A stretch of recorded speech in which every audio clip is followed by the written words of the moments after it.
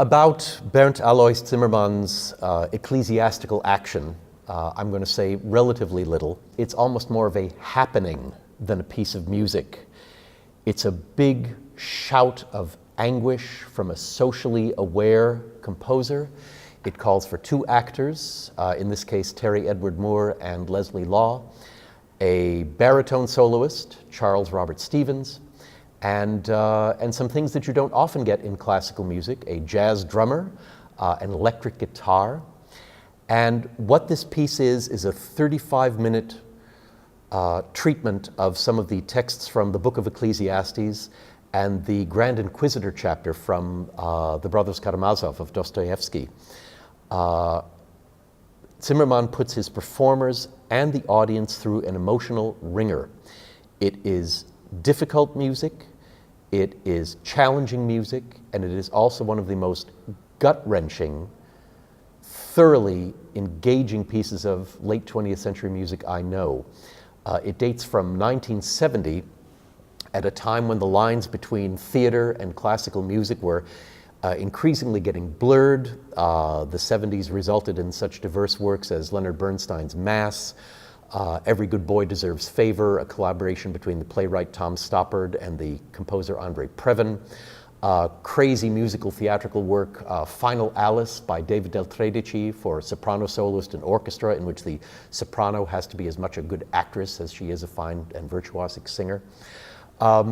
This piece, I would add to that incredible list of pieces, Mahler's Sixth Symphony, Sibelius's Fourth Symphony, Alban Berg's three pieces for orchestra, about which someone once said, and I'm paraphrasing, "These are three great works that take on the eternal question, is life worth living, and give the final answer, no."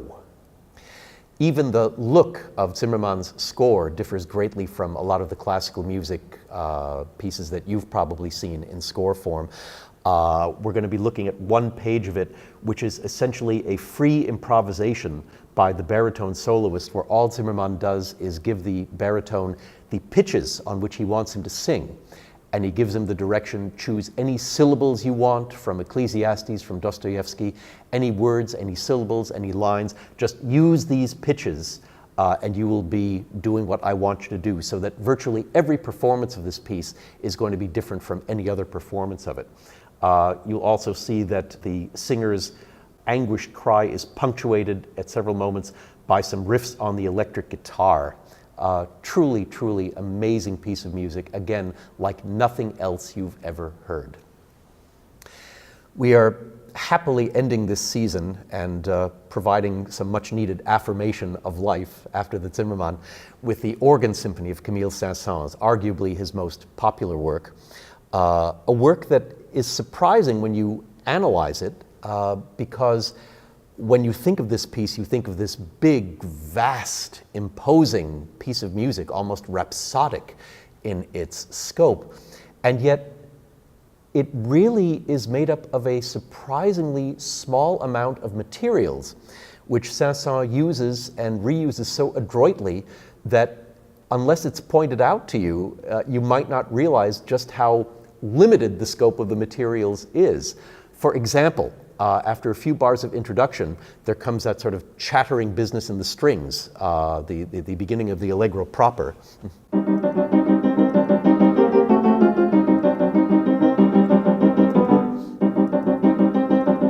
Now, if you isolate just the first violin part,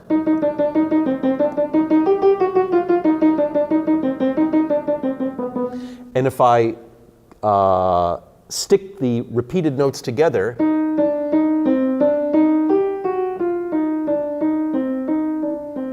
now what if I turn it into major?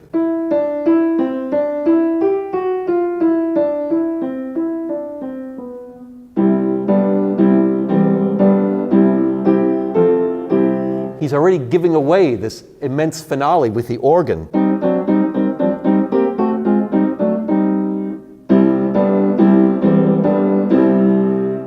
So that's but one instance. In the scherzo movement, where he introduces this very tough business in the strings,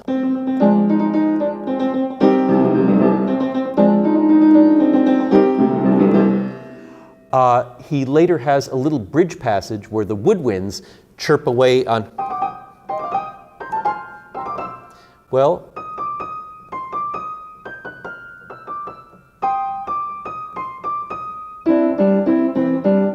there it is again, see? So really, so much of this symphony is built on that one idea, but you're really not aware of it because of its fragmentary nature, by playing it by playing it in minor versus major.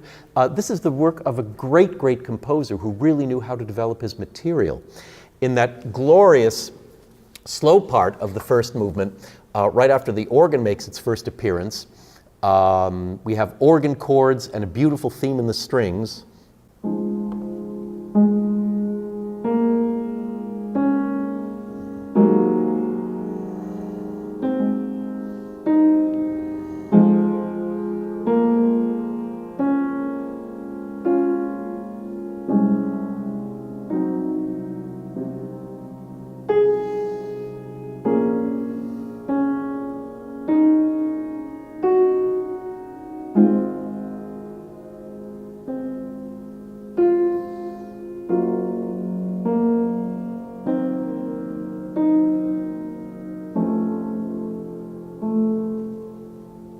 Etc.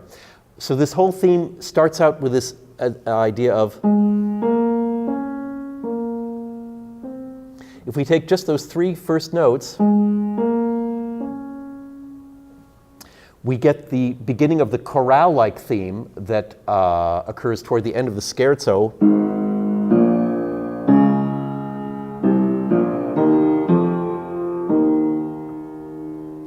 And that becomes the first orchestral idea after that grand C major chord in the organ. So